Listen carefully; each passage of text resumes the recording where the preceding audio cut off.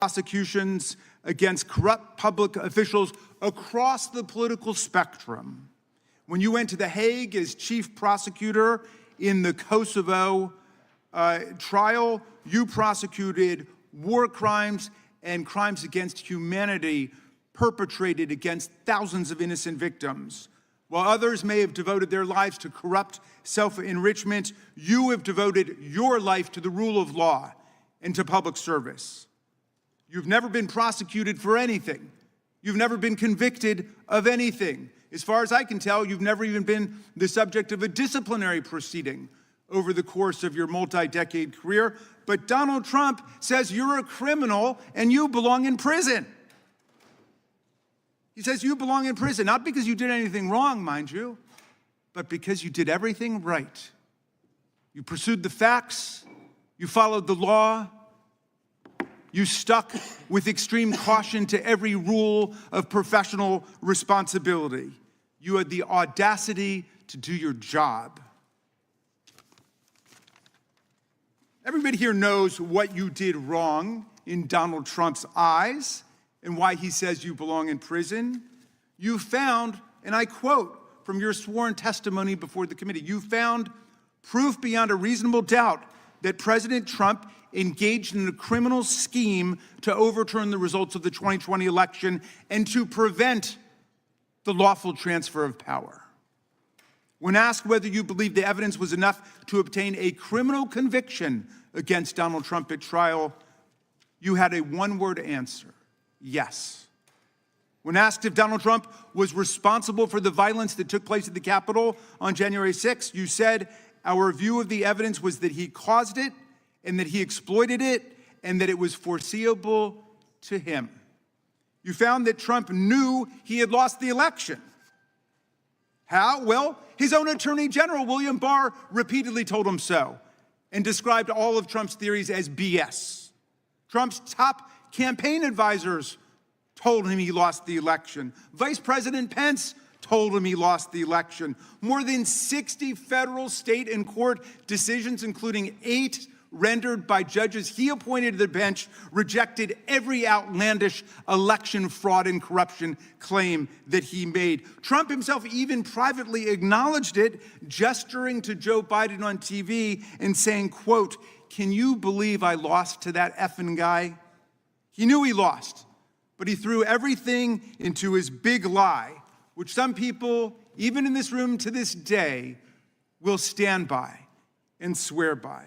Well, when the big lie wasn't enough to convince officials like Georgia Secretary of State Brad Raffensperger, a Republican, to commit election fraud and just fine Trump 11,780 votes, when it wasn't enough to convince Trump's DOJ to, quote, just call the election corrupt and leave the rest to me and the House Republicans, when it wasn't enough to force Vice President Mike Pence to announce and then exercise lawless powers to reject Electoral College votes and use counterfeit slates to anoint Trump the winner, that's when Trump incited mass violence on January 6th. While more than 140 officers were being brutally assaulted by Trump's mob, while rioters beat them with flagpoles and sprayed them with chemical agents and crushed them in doorways, and while they chanted, "Hang Mike Pence," and chased the vice president out of the Capitol, Trump and his team worked the phones, calling not the National Guard, which was under the direct unilateral control of Donald Trump, but calling members of Congress, urging them to delay certification and to nullify the election results. Special Counsel Smith, you pursued the facts. You followed every applicable law, ethics rule, and DOJ regulation. Your decisions were reviewed by the Public Integrity Section. You acted based solely on the facts, the opposite of Donald Trump, who now has purported to take over the Department of Justice. He's in charge of the whole thing under his unitary executive theory, and he acts openly, purely based on political vendetta and motives of personal revenge, and he doesn't deny it. Our colleagues have complained about the special counsel's review of toll records, which are phone records like a phone bill, showing only the timing and duration of calls and containing no content, no substance, whatsoever from the calls, but those records were lawfully subpoenaed because Donald Trump made those members of Congress relevant to the investigation. It was Trump who chose to call them to advance his criminal scheme. As you testified, Mr. Smith, if Donald Trump had chosen to call a number of Democratic senators, we would have gotten toll records for them too. I trust our colleagues get the point because America certainly gets the point. There is much Mr. Smith still can't talk about, though we know he badly wants to. His investigation developed what he calls powerful evidence that Trump stole documents containing our country's most sensitive secrets, hoarded them in the ballrooms and the bathrooms of his well-trafficked Mar-a-Lago social club.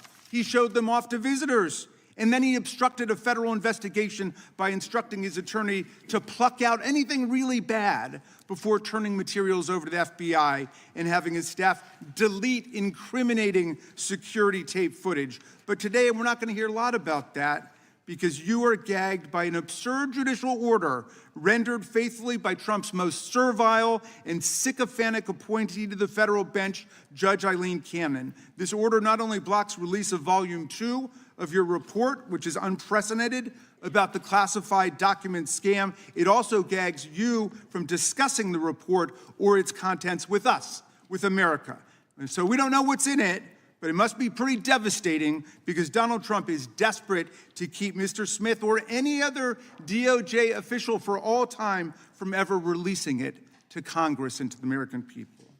Now, Mr. Smith, if any of our colleagues foolishly choose to attack you and vilify you today, and I know that's not going to happen from some serious prosecutors over there like Mr. Knott and Mr. Schmidt, who understand what federal prosecutors do and what the rule of law means. But if anybody decides to attack you personally, they will only be revealing their own ignorance of what prosecutors do and their own indifference to what the rule of law requires in America. They will only be stroking the wounded ego of a lawless, twice impeached, convicted felon president who not only unleashed a mob against Congress and his own vice president, but is now pardoned and released into our communities